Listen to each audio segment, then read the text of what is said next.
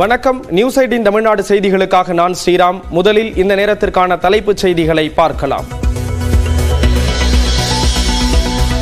சத்தீஸ்கரில் நக்சலைட்டுகள் தாக்குதலில் வாகன ஓட்டுநர் உட்பட 9 பாதுகாப்பு படை வீரர்கள் உயிரிழப்பு. ரோந்து பணிகளை முடித்துவிட்டு திரும்பும் போது வெடிகுண்டு வீச்சில் வீர மரணம்.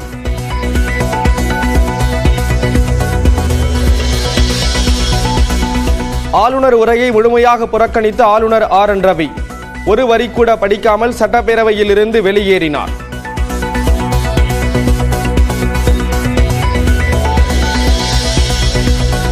நாடாளுமன்றத்தில் குடியரசுத் தலைவர் உரைக்கு முன்பும் பின்பும் தேசிய கீதம் இசைக்கப்படும் என்ற வாசகம் நீக்கம்.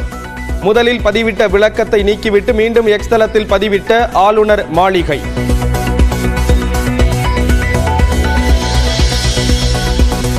நாடு முழுவதும் அனைத்து சட்டமன்றங்களிலும் ஆளுநர் உரைக்கு முன்னும் பின்னும் தேசிய கீதம் இசைக்கப்படும் வழக்கம் உள்ளது. பலமுறை முன்கூட்டியே நினைவூட்டியும் தமிழக அரசு திட்டமிட்டு உதாசீனப்படுத்துவதாக ஆளுநர் மாளிகை குற்றச்சாட்டு.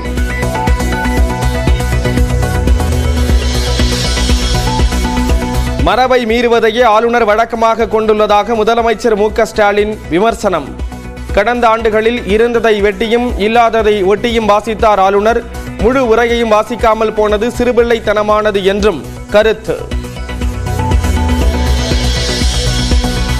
தேசிய கீதம் தொடர்பான ஆளுநரின் கருத்துக்கு கடந்த ஆண்டே பதில் அளித்துள்ளதாக அமைச்சர் துரைமுருகன் விளக்கம். உரை மட்டுமே அவை குறிப்பில் பதிவேற வேண்டும் என கொண்டு வந்த தீர்மானம் நிறைவேற்றம். அவை முன்னர் அவர்களின் தீர்மானம் பேரவையின் முடிவு கூடப்படுகிறது. ஏற்போர் ஆமென்க, மறுப்போர் இல்லை என்க. மறுப்போரே இல்லை என்று கருதுகிறேன். மறுப்போரே இல்லை. தீர்மானம் ஒருமனதாக நிறைவேறியது. இன்று சட்டமன்ற உறுப்பினர்களுக்கு கணனியில் பதிவேற்றம் செய்யப்பட்ட ஆளுநரின் உரையின் ஆங்கிலம் மற்றும் தமிழில் அச்சிடப்பட்ட பகுதிகள் மட்டுமே அவை குறிப்பில் இடம்பெறும். வேறு எவையும் அவை. சட்டப்பேரவையில் தமிழ்தாய் வாழ்த்து பாடப்படுவதுதான் மரபு என எடப்பாடி பழனிசாமி பேட்டி. ஆளுநர் உரையாற்றக்கூடாது என திட்டமிட்டு செயல்பட்டுள்ளதாக அரசு மீது குற்றச்சாட்டு. ஆளுநர் புறக்கணித்து போக திட்டமிட்டு ஆளுநரை உரையாற்றக்கூடாது என்று ஒரு நோக்கத்தோடு செயல்பட்டுக்கிறார்.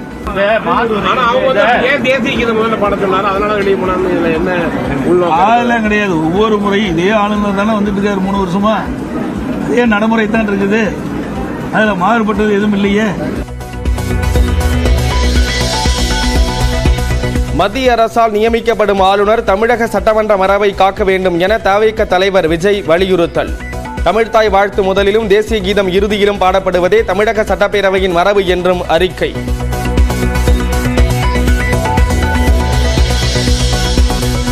தேசிய கீதம் பிரச்சனையில் ஆளுநர் வெளியேறவில்லை என பாஜக சட்டமன்ற குழு தலைவர் நயினார் நாகேந்திரன் பேட்டி. அதிமுக மற்றும் காங்கிரஸ் உறுப்பினர்கள் முழக்கமிட்டதே காரணம் என்றும் விளக்கம்.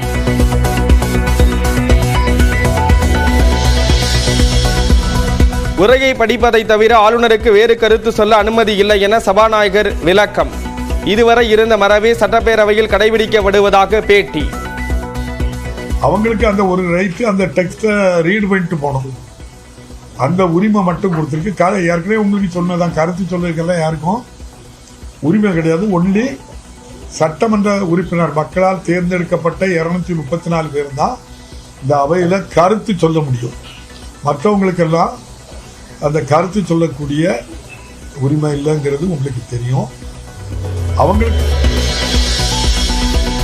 சட்டப்பேரவைக்குள் பதாகைகளுடன் போராடிய அதிமுகவினர் வெளியேற்றம். அண்ணா பல்கலைக்கழக மாணவி வன்கொடுமை விவகாரத்தில் அரசு பதற்றத்துடன் இருப்பதாக குற்றச்சாட்டு.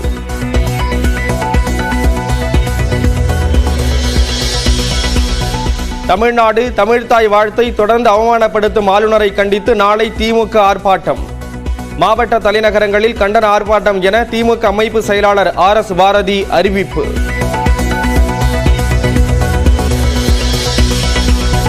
சீனாவில் பரவும் HMPV வைரஸால் பெங்களூருவில் 2 குழந்தைகள், குஜராத்தில் 1 குழந்தை என இந்தியாவில் 3 குழந்தைகளுக்கு பாதிப்பு. சூழலை கவனித்து வருவதாக மத்திய சுகாதார அமைச்சகம் விளக்கம்.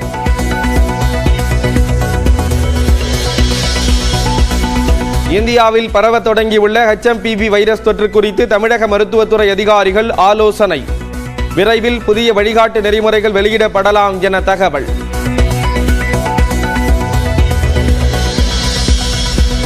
சிங்கார சென்னை பயண அட்டையை அறிமுகப்படுத்திய போக்குவரத்து துறை அமைச்சர் சிவசங்கர். பொது போக்குவரத்திற்கு இனி ஒரே பயண அட்டை போதும்.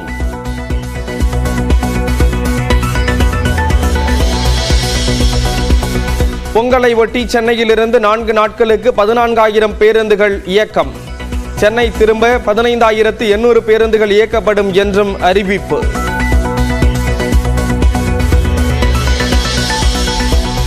அறிவுசார் உலகமான புத்தக காட்சிக்கு வந்து சீமான் உளர்விட்டு சென்றதாக பபாசி கருத்து. திட்டமிட்டே தமிழ்தாய் வாழ்த்து பாடல் மாற்றி பாடப்பட்டதாக குற்றச்சாட்டு.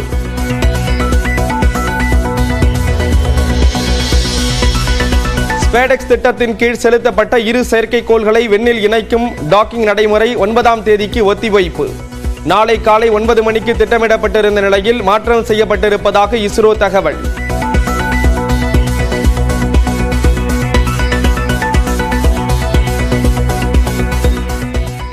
பெங்களூரு மற்றும் குஜராத்தைச் சேர்ந்த 3 பச்சிளம் குழந்தைகளுக்கு HMPV வைரஸ் பாதிப்பு உறுதியானது அதிர்ச்சியை ஏற்படுத்தி இருக்கிறது.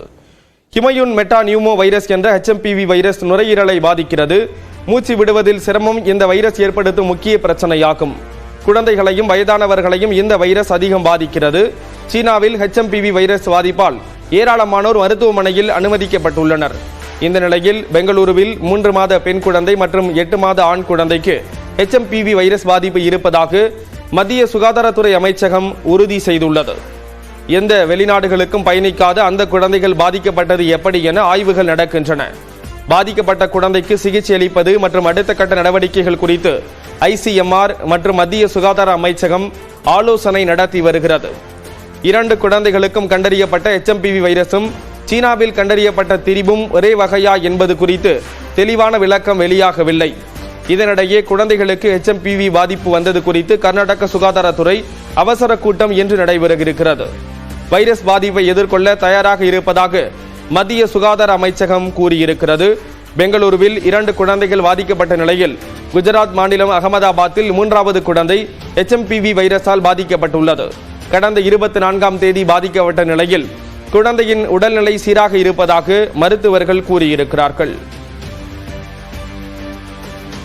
HMPV வைரஸ் பாதிப்பு பயப்படக்கூடியது இல்லை என பொது மருத்துவ நிபுணர் அமலோர் பவநாதன் கூறியிருக்கிறார்.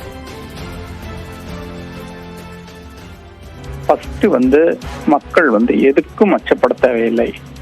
ஏனென்றால் இது கொரோனா வைரஸ் போல அல்ல. கொரோனா வைரஸ் வந்தபோது அது மனித குலத்துக்கே புதிது, அது யாருக்குமே தெரியாது. ஆனால் இந்த வைரஸ் அப்படி அல்ல. 2001 மனித குலத்துல இருந்துட்டே வருது. ஆகவே கொரோனா வைரஸ் மாதிரி மிக வேகமாகலாம் பரவாது. ஏற்கனவே இது பரவி இருக்க மக்கள் மத்தியில, அதனால கணிசமான அளவு எதிர்ப்பு சக்திகள் இருக்கும். ஆகவே மக்கள் பயப்பட தேவையில்லை. இது 1. 2வது, வழக்கமா ஒரு வருடமும் குளிர்காலங்களில் இது வரக்கூடிய வைரஸ் வியாதி தான். நுரையீரல்ல பல வைரஸ் வியாதிகள் வரும் மழை காலத்துல, குளிர்காலத்துல. அதுல இதுவும் 1. இதை கண்டு பயப்பட தேவையில்லை. 3வது, இறப்பு சதவீதம் இதுல ரொம்ப ரொம்ப கம்மி. வென்டிலேட்டர் தேவைப்படுறதோ IMCUல அட்மிட் பண்றதோ மிக மிக மிக குறைவு.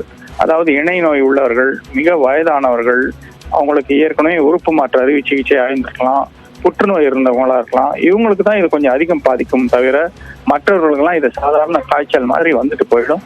பயப்படவே வேண்டாம் மக்கள்.